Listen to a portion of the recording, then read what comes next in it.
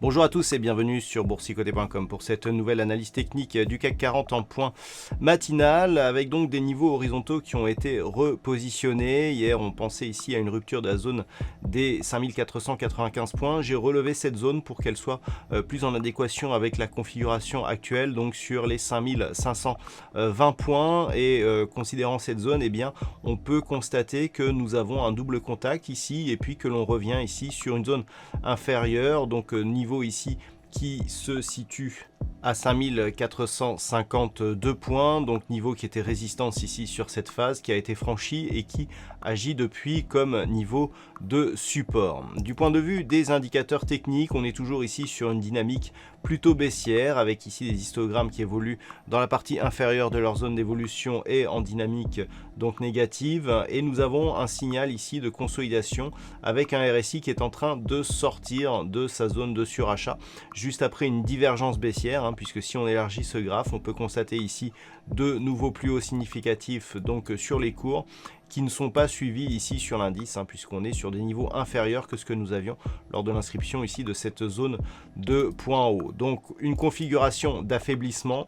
On aurait pu penser hier au franchissement ici d'une zone majeure. Cette zone ayant été relevée, on voit que la configuration au final reste dans une certaine neutralité. On est en train d'entrer ici dans une zone de squeeze au niveau des bandes de Bollinger qui se resserrent fortement, ce qui traduit donc la très faible volatilité que nous avons actuellement sur les marchés malgré des annonces majeures assez importantes, notamment sur des vaccins qui sont assez des nouvelles donc qui sont assez nombreuses actuellement. Malgré tout, donc on a une certaine zone ici de neutralité. On est coincé entre ces annonces de vaccins et des chiffres d'évolution de la pandémie qui inquiètent tout de même les marchés.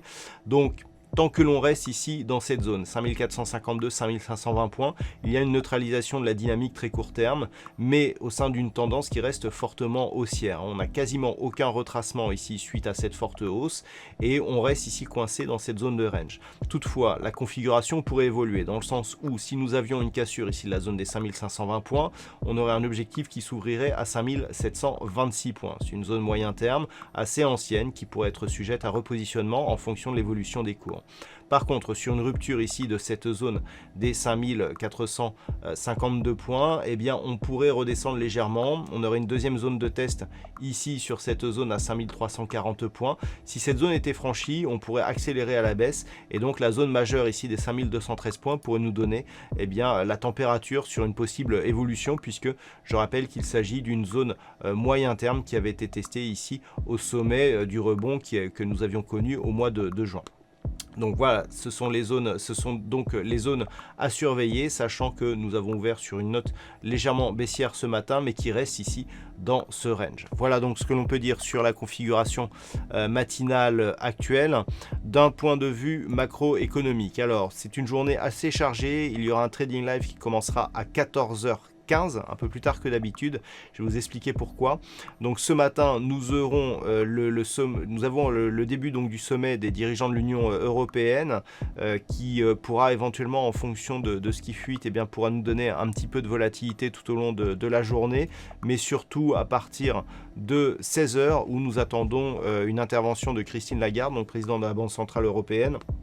C'est pour ça que le trading live commencera un quart d'heure plus tard, c'est pour au moins couvrir le début de ce discours. Donc sinon, cet après-midi à 14h30, nous avons du côté des États-Unis les inscriptions hebdomadaires au chômage et l'indice manufacturier de la Fed de Philadelphie.